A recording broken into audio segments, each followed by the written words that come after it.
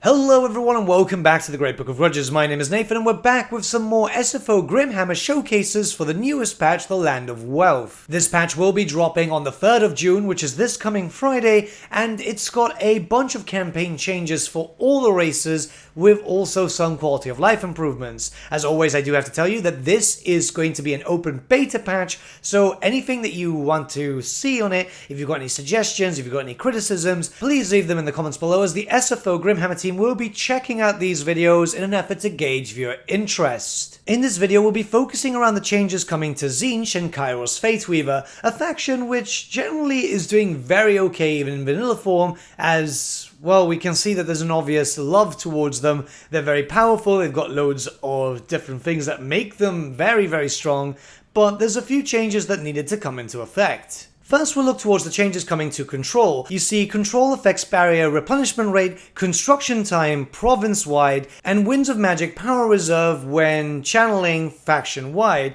So it's pretty good, you can see the bonuses there.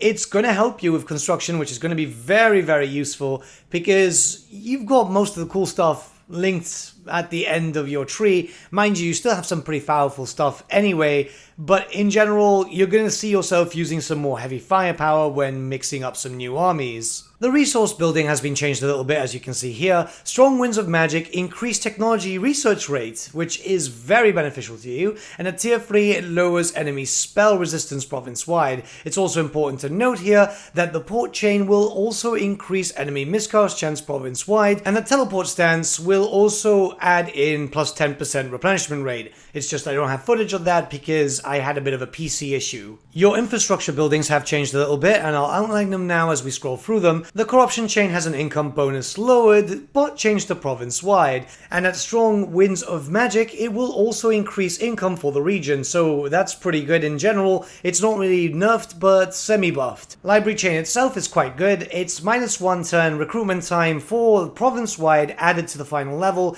so this will make you recruit a lot faster, and yeah, it's going to be very needed, especially if you're going to launch an invasion of Cathay. The dominance buildings changed, the line of sight effect added from region-wide to province-wide, and finally the growth change, it slightly nerfs the replenishment and barrier replenishment rate effect, however it changes it to province-wide, so overall it's a lot better. Basic military buildings have some nice bonuses added here, where they add in spell resistance when under siege, and when you have strong Winds of Magic in the area, it lowers barrier replenishment delay, so that means that you guys are going to be a lot stronger. This is definitely going to be felt if you're playing in harder difficulties where you're getting attacked a lot more. It's nice to have a few extra buffs to be able to make sure that you can survive a few more heavy hits. Advanced military buildings have also been buffed up quite a bit. You see, when you've got strong Winds of Magic in the area, you've got increased barrier hit points, which is obviously very useful, and then each of the chains themselves also have their own province-wide effects,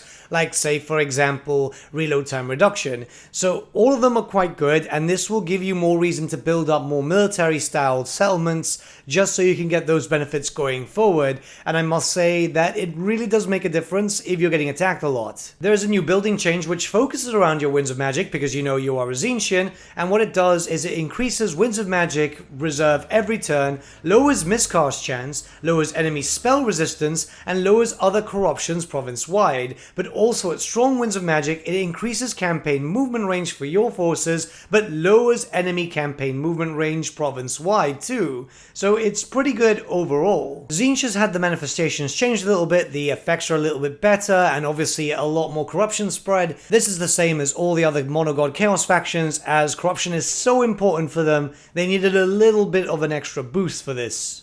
When it comes to research, a few things have changed. You see, some technologies were replaced with others. It's mostly on the effects, and I'll let you discover that on your own time, as it's mostly there to help how Kairos works with a self-sustained income. One thing you will note is that research time has changed and increased with a lot of different things, but that's because there's a lot of different factors which increase the research time, such as strong Winds of Magic and so on, that you're going to speed right through this tree without even noticing, so there's not really enough here, it's mostly focused on bonuses. And finally, we have some changes to the Lord effects and campaign effects. For his own personal trait, these are the following changes. Ambush defense chance effect changed to province-wide from Lord's army only. And what this now does is the value is 100% up from 50%. So you're much better at evading an ambush, which kind of fits with the whole lore-friendly aspect of him being able to see into the future, which, you know, should have been a thing baseline in my opinion. And then for campaign effects, we have a slight nerf here, which is hero action success chance has been changed to plus 10%, down from plus 15. However, a pretty good buff here is an extra plus 2 global recruitment capacity, which means that you can be a bit more aggressive. So yeah, your heroes might be a bit worse, but mind you, it's still not a really big nerf anyway, so you're not going to notice it. But now you'll be able to recruit a lot more units whilst out on the move, which I think balances out really well, more in your favor than anything else. So my experiences with Tzeentch and Kairos Fateweaver are as follows. Obviously there's not a lot of changes coming to Tzeentch, but let's be very, very honest. Tzeentch is probably the best out there. Well, second best if you compare it to Khorne in terms of how they were done by Creative Assembly. Tzeentch feels very, very good, and it's obviously very, very powerful. Defensively, it was lacking, so this did help a lot, because I did find myself getting attacked a lot. I normally play very hard, or legendary very hard. It very much depends on the day. Right now, what you're seeing is obviously on easy mode, because this is just a showcase video, but you can find yourself overwhelmed. Obviously not so much now, because they've kind of toned down the player bias, but hey, it's only been a while and things can slip through the cracks, you know what I mean? But having a heavy emphasis, especially with the new Winds of Magic building, it does give you more that was, well, lacking. So I feel like it does work a bit better, and it still feels very vanilla-ish, which I know a lot of people do appreciate.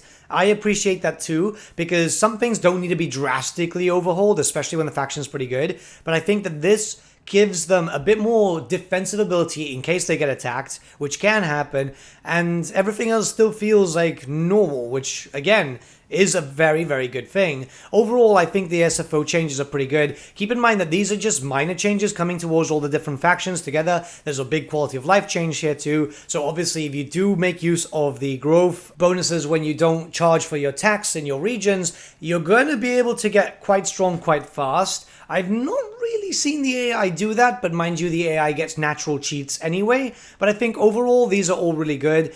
I must say that I can't wait to see more. Eventually, we're going to start seeing some details going into the basic overhauls for everyone individually, which is normally for SFO. And I think that this is a very good start. But as always, if you have any thoughts or criticisms regarding this, let me know your thoughts in the comments below, because the SFO Grimhammer team are actively looking at these videos, because this is an open beta that's coming out on the 3rd, so it's only tomorrow from the time that this video launches, and they'll be able to keep things into consideration and fix stuff around.